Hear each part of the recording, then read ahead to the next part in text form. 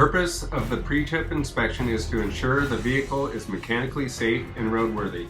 It is every driver operator's duty and legal obligation to perform a vehicle inspection on a daily basis. This inspection must be recorded in the apparatus logbook along with deficiencies. Any critical item must be noted and fixed prior to operation. The Orange Fire Department has incorporated together the pre-trip and daily apparatus checks into one systematic inspection.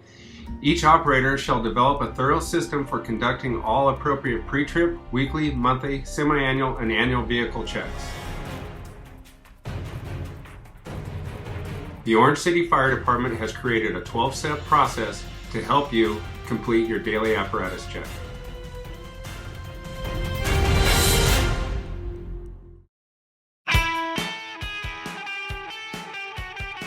As you approach the engine, notice its general condition.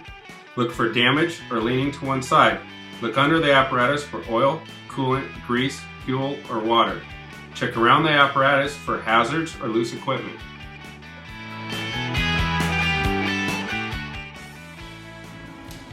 Remove off-going engineer's PPE. Inspect and place your own PPE on the rig.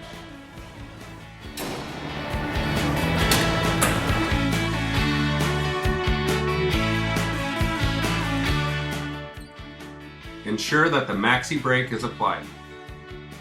Read all pages of the logbook back to your previous shift. Adjust the driver's seat. Ensure that all safety belts are functioning properly. Check the window, door latch, and handle for proper operation. Turn the ignition on. Adjust the mirrors and make sure they are functioning properly. Check the cab for loose equipment and secure if necessary. Set the horn switch to air. Ensure that the engine brake is on and in the proper position. If equipped, ensure that the no smoke is on. Test the throttle and the air brake pedal.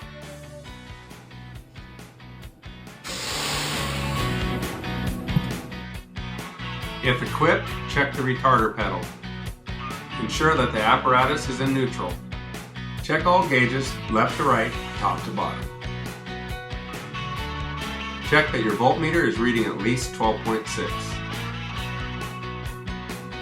Ensure that the fuel is 3/4 or above.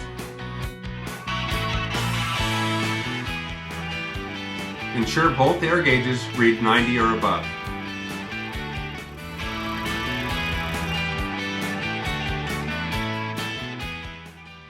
Check that the air conditioning and the heater defroster are operating properly.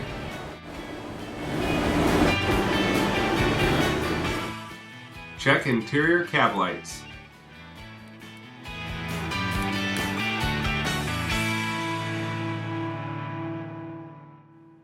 Ensure all pack sets that are assigned to the apparatus are present, charged, ready for emergency use, and are stowed in the proper position.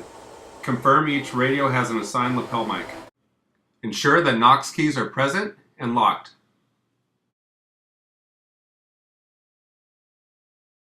Make sure that the rig radio is on the proper channel and on scan. Ensure all flashlights are present and properly stowed in their charging cradle.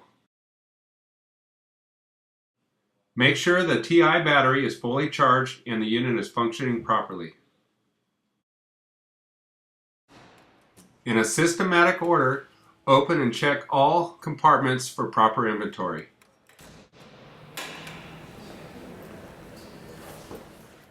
The pre-connects need to be loaded properly and check the nozzles.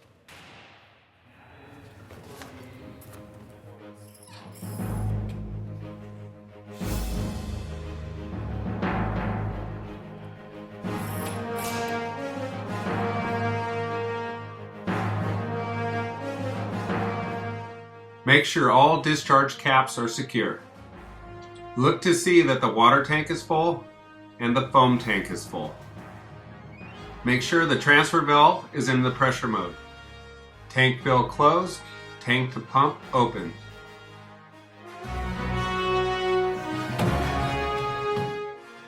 Climb up top and visually inspect the water tank.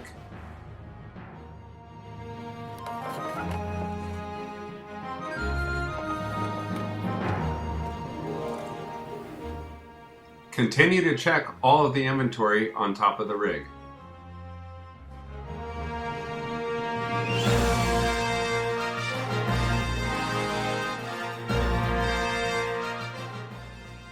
Ensure that the deck gun is secure.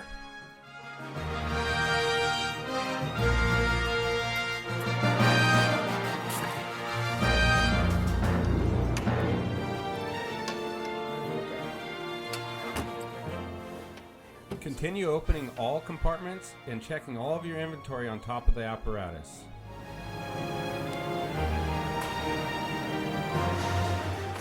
Systematically open and check your inventory in all compartments and ensure each compartment door is closed securely.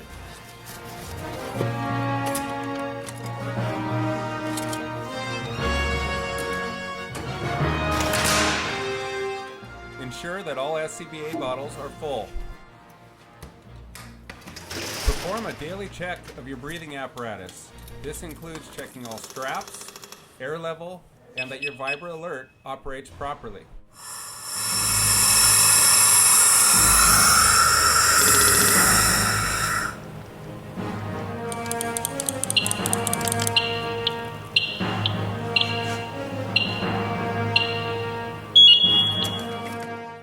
Check your extinguisher tag and visualize the gauges, ensuring that they are in the proper operating range.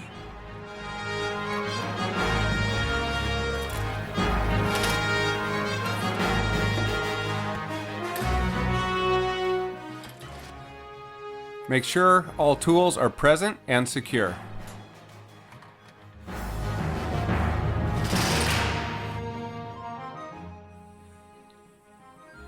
Check your hose load, nozzles, fittings, hydrant wrench, and backboard.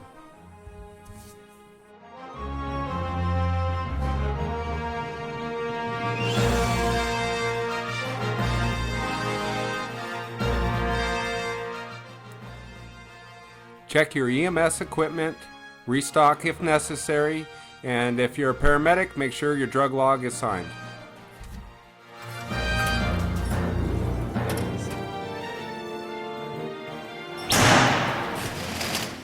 Continue checking all compartments and ensure that your hose bundles are present.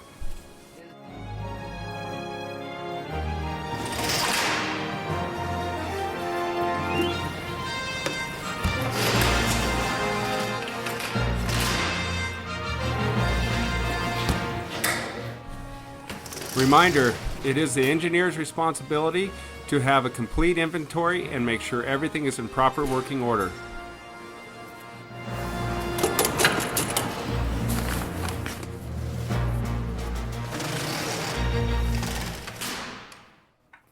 Discharge caps need to be present and hand tight.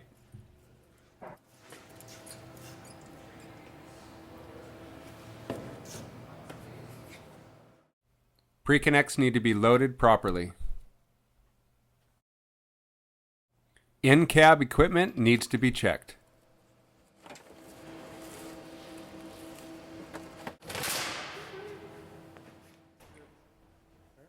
Captain safety vest and flashlight.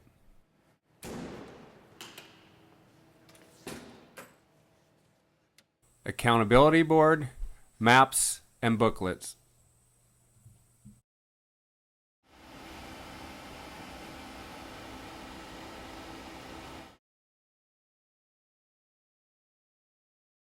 Begin your external vehicle check by inspecting the running lights.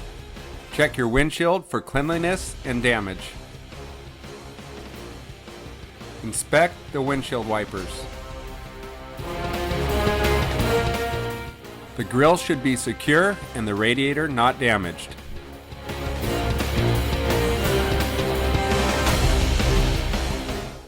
All emergency lights, reflectors, and running lights should be present. Begin checking the front tire. Visualize the tread depth. Make sure it's at 430 seconds. Check that the tread depth is evenly worn. Visualize the wear indicator bar. Visualize the sidewalls for damage and proper inflation. Valve stem not damaged. Rim should be free of damage and lugs should be tight. Hub oil should be full. Battery secure. Connections are tight. Look for signs of corrosion.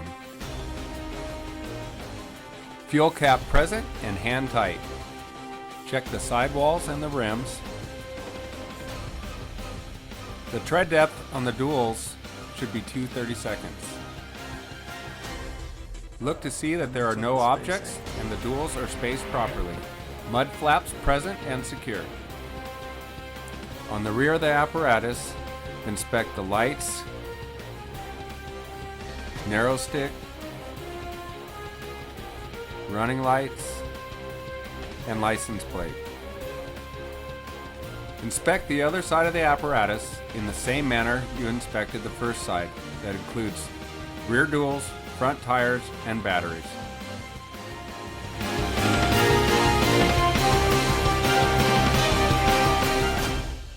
Visualize the engine compartment for leaks, puddles, or dripping. Check oil level prior to starting the engine. Ensure that the oil is above the add oil mark. If not, add. The power steering fluid should be within the normal operating range.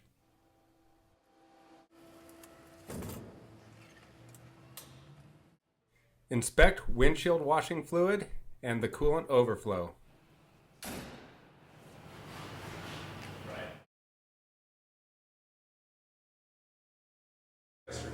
Gather information about the apparatus from the offgoing engineer.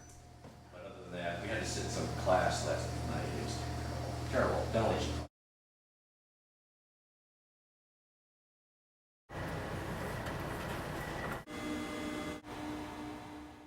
Turn the ignition on and let it go through the self-check.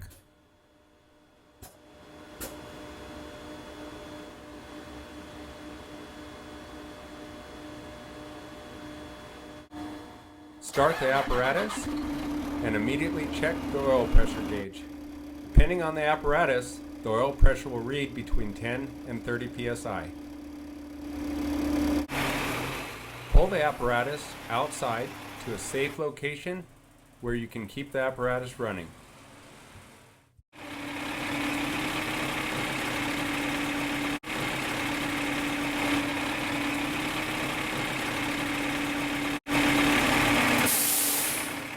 With the motor running, check all of your gauges. Coolant temperature should be 165 to 210. The voltmeter should read 13.2 to 14.7 volts. The transmission oil temperature should be 160 to 200 degrees. The air pressure needs to be a minimum of 90 psi before you move the apparatus. If equipped, the air filter restriction gauge should read in the green. Older rigs will have a fuel filter restriction gauge. The normal readings will be in the white. Check the steering wheel for excessive play, looseness, sticking, or damage. You will now perform your daily air brake tests.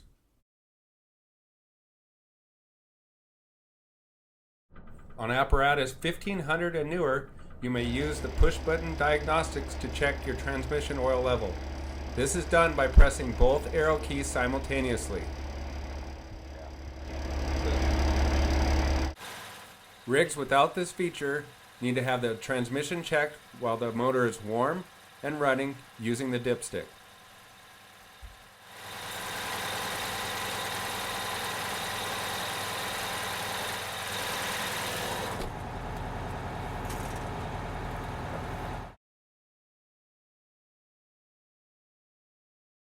Engage the pump, starting with shifting from road to pump.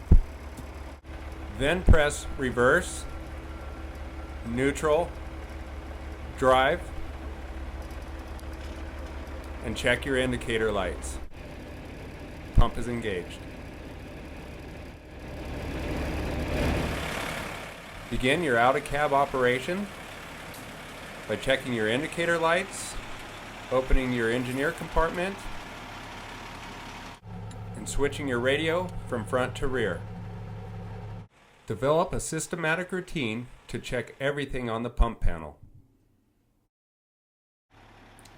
Check your water level and your pump discharge pressure. Visualize that your gauges are in the proper position. Check all indicators on the pump boss, which include oil pressure, engine temperature, transmission temperature, and voltmeter. Continue checking your valves, ensuring transfer valve is in pressure mode and tank to pump is open.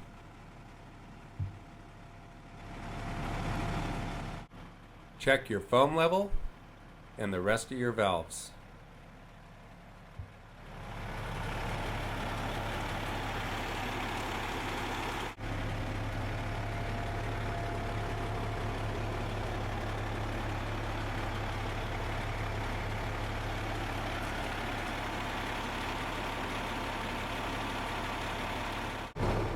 Visualize your pump discharge pressure. Operate your transfer valve by putting it into volume. Note the pressure drop.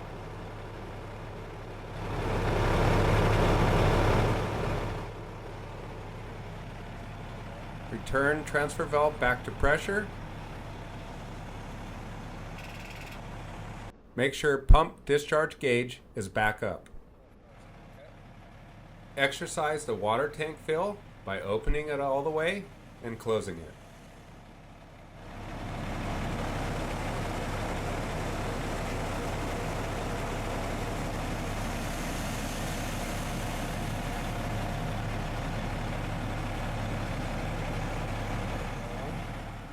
Close and reopen the tank to pump.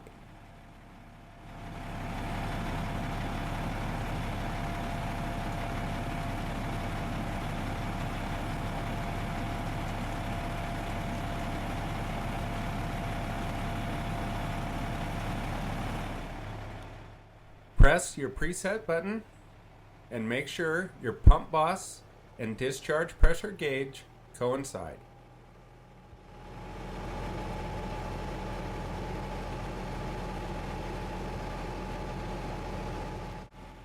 Next, hit the idle button and make sure the pressure comes down.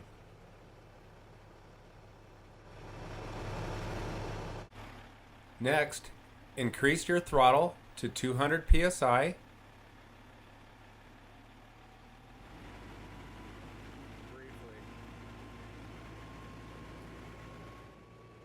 Make sure the discharge gauge reads 200 also. Decrease the throttle back to idle.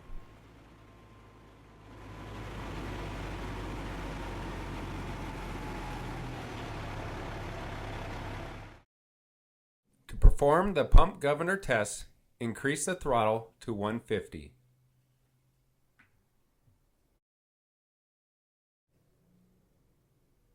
Observe the pump discharge gauge and ensure that it rises to 150.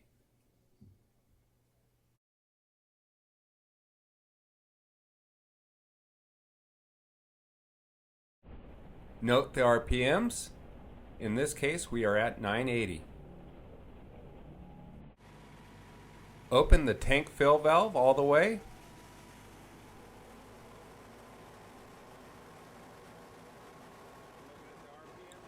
Note the RPM increase. Watch that the pressure does not rise more than 30 pounds. Close the tank fill valve. Watch the RPM gauge. Visualize the pump discharge pressure and ensure it does not rise more than 30 pounds.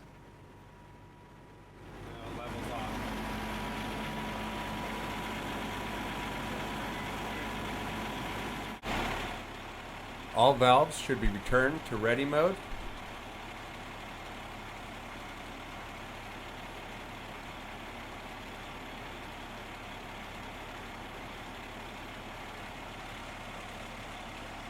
Put radio back to the front.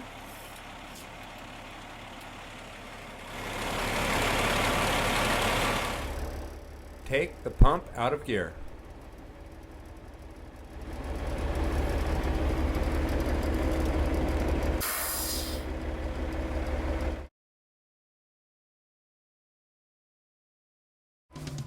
Begin your light check by turning on your code 3 lights and all other lights.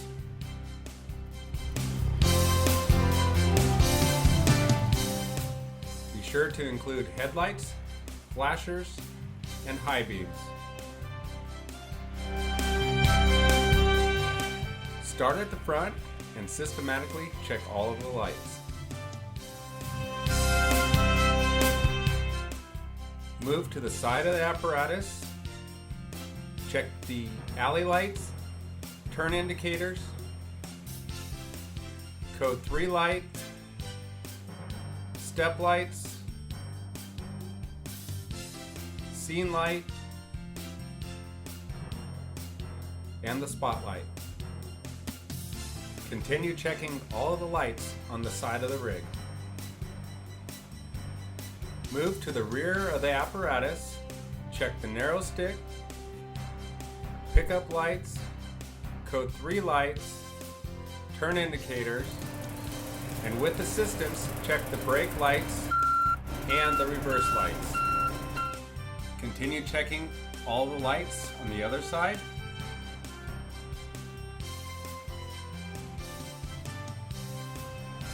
Which includes the lights on the pump panel.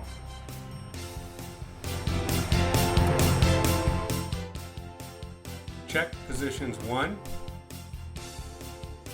and 2, which operate the rear ambers and the narrow stick.